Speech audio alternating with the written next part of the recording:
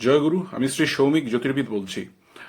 গন্ডমূল দোষ কি? অনেক ক্ষেত্রেই দেখা যায় যে এই দোষ সম্পর্কে যেহেতু খুব একটা অ্যাওয়ারনেস থাকে না, এর ফল কিন্তু জাতককে সারা জীবন ধরেই প্রায় ভোগ করতে হয় এবং এই ফলটা কিন্তু অনেক ক্ষেত্রেই মারাত্মক হয়ে যায়, যা সহ্য করা কিন্তু মুশকিল হয়ে যায়।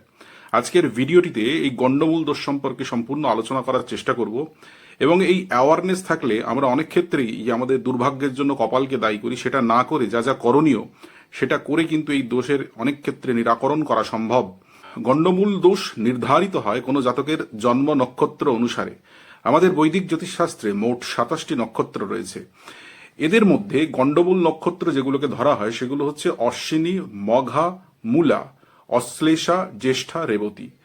এখন কোনো জাতকের যদি এই নক্ষত্রে জন্ম হয় তাহলেই যে তার গন্ডমূল দোষ রয়েছে এরকম কিন্তু বলা যাবে না। একমাত্র ব্যতিক্রম হচ্ছে জ্যেষ্ঠা নক্ষত্র। জ্যেষ্ঠা নক্ষত্রে কোনো জাতকের যদি জন্ম হয়, সেটা প্রথম, দ্বিতীয়, তৃতীয়, চতুর্থ যে কোনো চরণেই হোক না কেন, তিনি কিন্তু গন্ডমূল দোষ প্রাপ্ত হবেন। অন্যান্য ক্ষেত্রে কিন্তু চরণ দেখে নির্ণয় করতে হবে। এক একটি নক্ষত্রের 4টি করে চরণ বা পায়া থাকে। সব পায়াতে কিন্তু গন্ডমূল দোষ হয় না। কোনো স্পেসিফিক পায়াতে জন্ম হলে তবেই কিন্তু তার গন্ডমূল দোষ রয়েছে এটা ধরা হয়।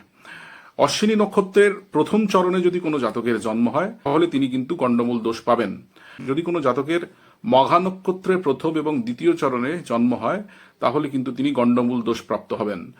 কোনো জাতকের যদি মূলা নক্ষত্রের প্রথম, দ্বিতীয় এবং তৃতীয় চরণে জন্ম হয় তাহলে তিনি কিন্তু গন্ডমূল দোষ প্রাপ্ত হবেন। কোনো জাতকের অশ্লেষা নক্ষত্রের যদি দ্বিতীয়, তৃতীয় এবং চতুর্থ চরণে জন্ম হয় তাহলে কিন্তু তিনি গন্ডমূল দোষ প্রাপ্ত হবেন। কোনো জাতকের যদি জ্যেষ্ঠা নক্ষত্রের যে কোনো চরণেই জন্ম হোক না কেন তিনি কিন্তু গন্ডমূল দোষ প্রাপ্ত হবেন। এবং কোনো জাতকের যদি রেবতী নক্ষত্রের চতুর্থ চরণে জন্ম হয় তাহলে কিন্তু তিনি গন্ডমূল দোষ প্রাপ্ত হবেন। সুতরাং গন্ডমূল দোষ সম্পর্কে একটি ধারণা দেওয়া হলো।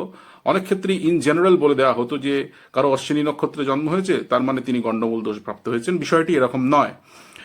অনেক ক্ষেত্রে মানুষকে এই ধরনের ভুলভাল বার্তা দিয়ে বিভ্রান্ত করা হয়। জ্যোতিষশাস্ত্রে বিভ্রান্তির কোনো জায়গা নেই, কারণ খুব সুস্পষ্টভাবে এই শাস্ত্রের বাণী যদি সঠিকভাবে বোঝা যায় বা জানা যায় তাহলে কিন্তু নিরাকরণ অনেক ক্ষেত্রে করা সম্ভব।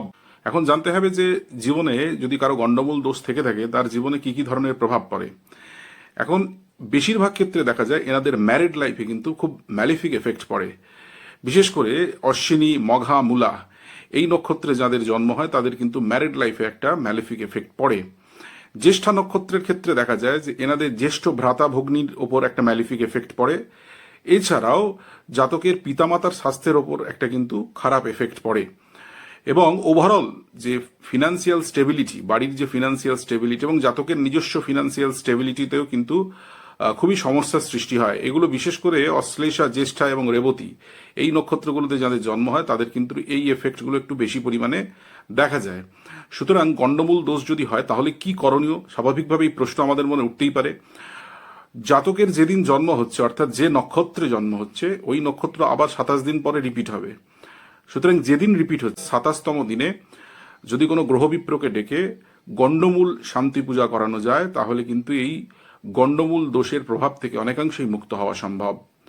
এখন অনেকের প্রশ্ন থাকেন যে দাদা আমাদের তো এগুলো জানা ছিল না, এখন তো এই নক্ষত্রে হয়তো আমাদের ছেলেমেয়েরা জন্মগ্রহণ করেছেন এবং খারাপ প্রভাব হচ্ছে, সেক্ষেত্রে কি করণীয়? সেক্ষেত্রে আপনাদের নিকটস্থ কোনো অভিজ্ঞ অ্যাস্ট্রোলজারের সঙ্গে পরামর্শ করুন। যার এই দোষ সম্পর্কে সম্যক ধারণা রয়েছে তিনি অবশ্যই কিন্তু আপনাদের উপযুক্ত রেমেডি প্রদান করবেন। কারণ বিশেষ কিছু ক্রিয়া আছে যেগুলো কিন্তু সোশ্যাল মিডিয়ায় সবকিছু বলা সম্ভব নয়।